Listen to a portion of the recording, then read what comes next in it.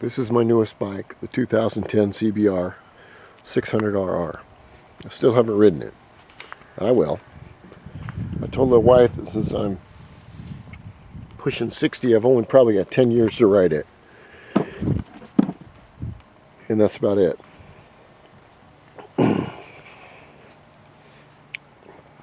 When I bought the bike, it has, and this is the way I wanted it, but it's 10 years old, basically. It has 3357 miles on it. And the rest of it's in good shape, except for one small problem. The guy had modified the bike, which I have to accept. As far as, I had to go buy another chain guard right here for 50 bucks. He's put a $700 Two Brothers exhaust on it. And along with the exhaust, he's put on some weird RR things here. But underneath here, all the electronics is specially made for the pipe. The deal is, I don't own the electronics, so I don't have the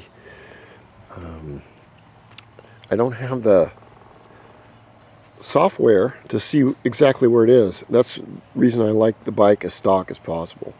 Other than that, it's a beautiful bike.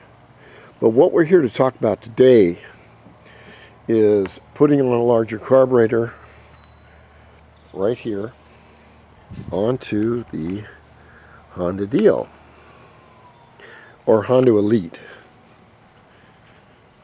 Now what I have on right now, and I want to show you, is a 30 millimeter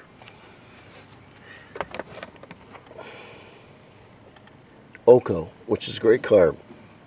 I bought this bell housing velocity stack, and they make them in different colors. They're great. Now what I want to talk about today is intake. The Honda 50s here, and here will never be as powerful as a 600 because a 600 has a larger motor. The theory of horsepower states the larger the motor, the more horsepower you will create. 426 Hemi makes a lot more horsepower than a weed whacker because it pushes a lot more fuel and air through it. So I've had a lot of people tell me, and these are some of my racing carburetors right here. This is the big 33 SUDCO that I'm going to put on. PWK, I like that for racing use only. And somewhere it says the size on it, but it's a 32, I believe. Anyway, these are all 28s here and here and here. Now the intake on the carb is what I want to talk about. The big intake for the larger carb is about $150. The problem is I don't think the big intake will work, which goes right here. Now when I'm talking about big intake, I'm talking about, this is a CT intake, this is a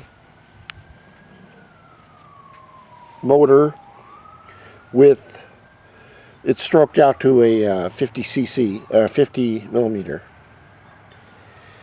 But this is the intake, let's say, okay? It fits right here, like that.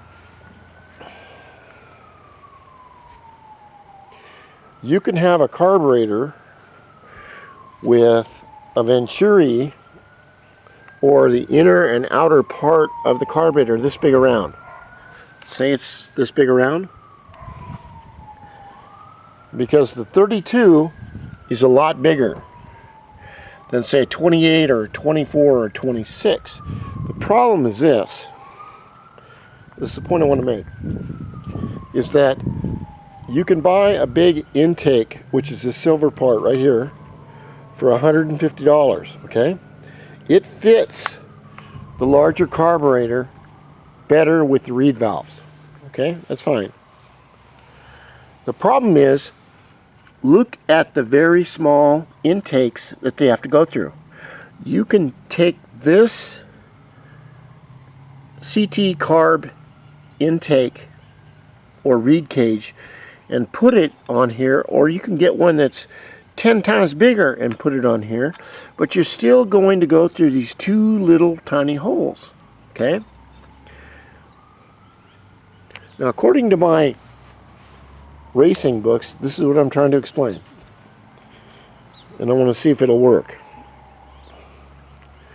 Suppose we see this car in this garage right here as the intake, or as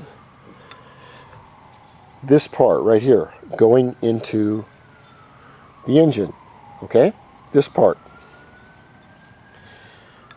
And then suppose we take that little door in the back right there as the intake into the engine. So you have a huge outer intake and you have a narrow, very narrow intake into the engine, which is like this here, right here, or here. The way that my racing books point out is that no matter how big of a doorway that you have here, the air and the fuel create more air and fuel create horsepower. If you have an intake as big as this garage door and it's going through that smaller door like my engine is right here, your engine is only as powerful as that doorway, as that size. So you can buy a $150 intake that fits the big KEIHIN SUDCO carb better, which I don't have, but it won't matter because you're still going through these two small intake holes. So what I've done leading up to the point of this is I've taken a black CT regular intake that goes on top of the intake right here, okay, and I have widened it out so that this part right here, this is the rubber spigot for the big SUDCO right here. As you can see, I've made this fit right here onto the stock CT intake, and it will go on, kind of look like this. You can imagine it'll look like that. Now I can spend $150 for a larger reed cage body, which will be larger than this, and I have to take and modify the engine block, but it won't matter because I'm still have a bottleneck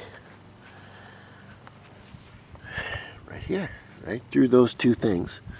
Anyway, I just want to point that out, and it's 4th of July and I'm having a good time. I'm out here with my bikes getting suntan, and I'm just having a good time. Anyway, thank you, Steve Ventries. Thank you, Keone. Thank you, Hawaii. Thank everyone there that's given me advice. And 4th of July is coming up, and I've got a few days off. God bless. DIOSpeedDEMON signing off.